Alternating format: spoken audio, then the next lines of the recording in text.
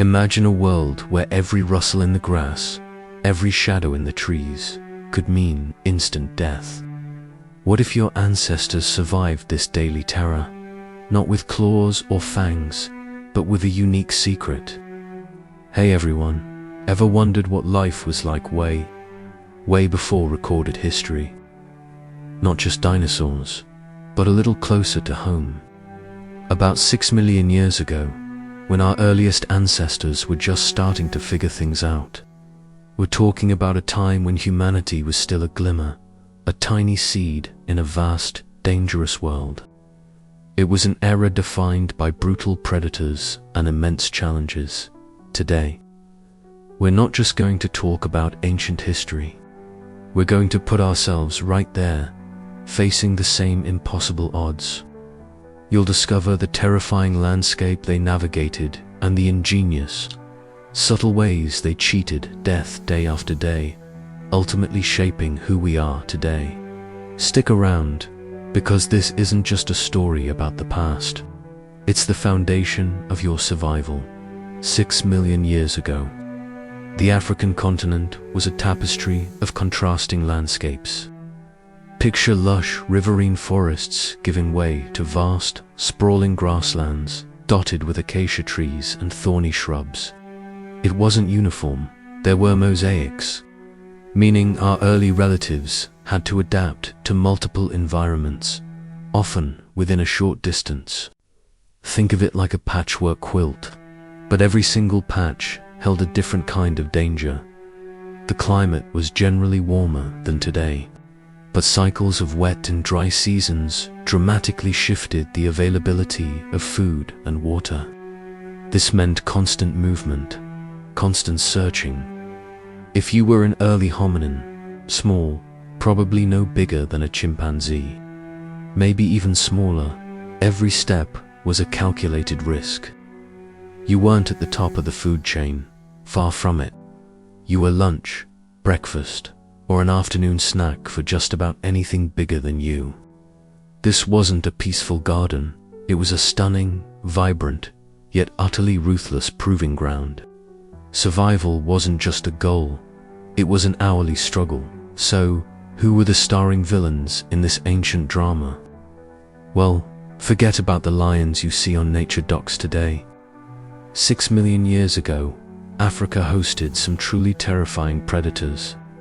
We're talking saber-toothed cats, like the mighty Machairodus, larger and more powerful than any modern big cat, with those iconic dagger-like fangs that could shear through flesh and bone. Imagine one of those lurking in the tall grass, a silent, striped or spotted nightmare.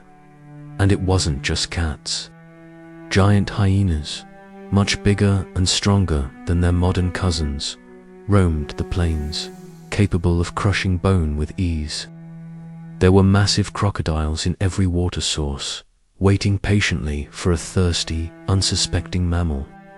Enormous birds of prey patrolled the skies, ready to snatch up a small primate.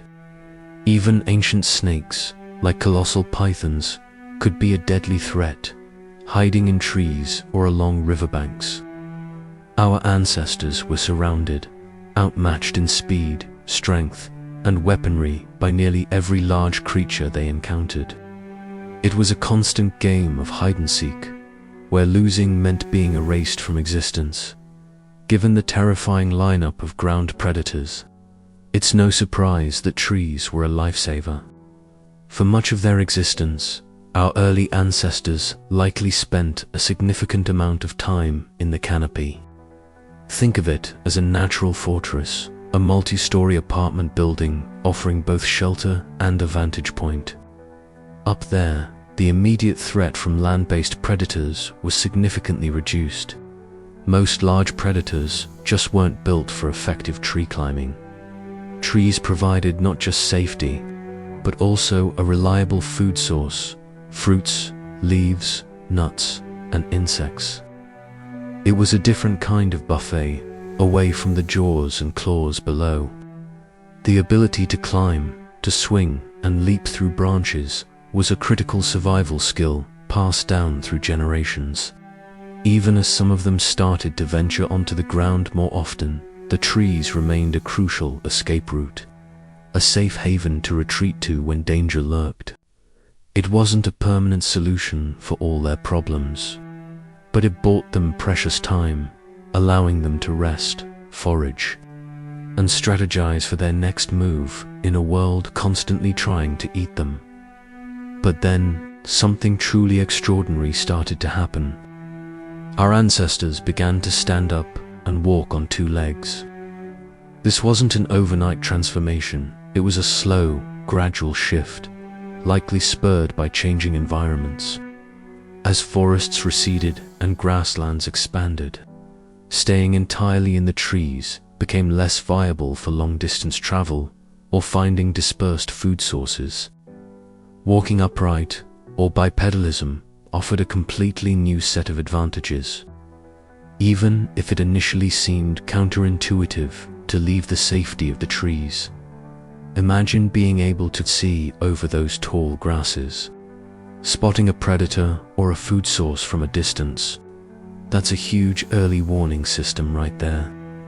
Plus, walking on two legs freed up their hands, allowing them to carry things, perhaps food back to a safe spot, or maybe even an infant. It also might have helped regulate body temperature better in the hot, open sun, by reducing the surface area exposed to direct overhead sunlight.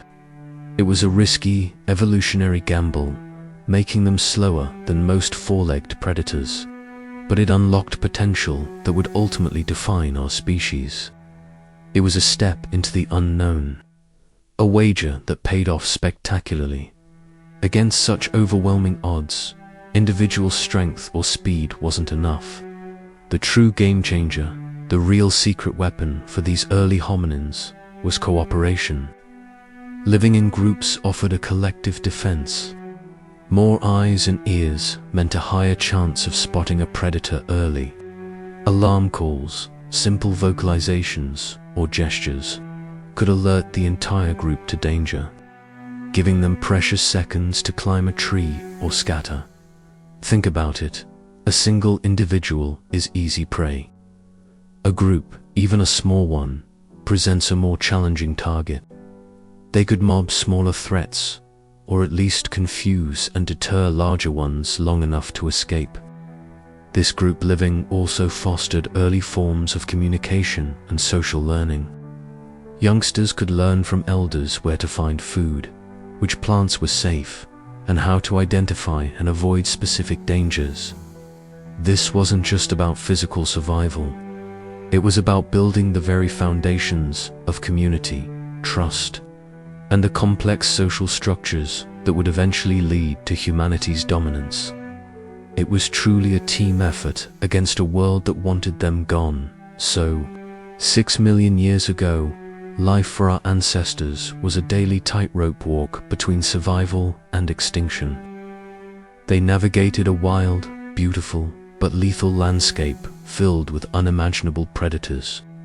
Their strategies weren't brute force, but a clever, evolving combination of staying safe in the trees, taking the risky step towards walking upright for new advantages like vision and carrying, and most critically, relying on the strength and wisdom of their group.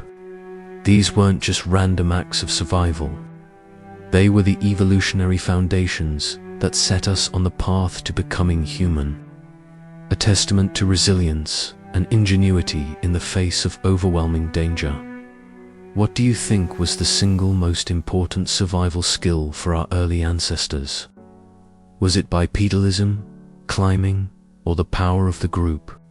Let me know your thoughts in the comments below. And if you're fascinated by the incredible journey of human evolution and want to explore more about how we got here, hit that subscribe button and ring the notification bell so you don't miss our next deep dive into prehistoric survival.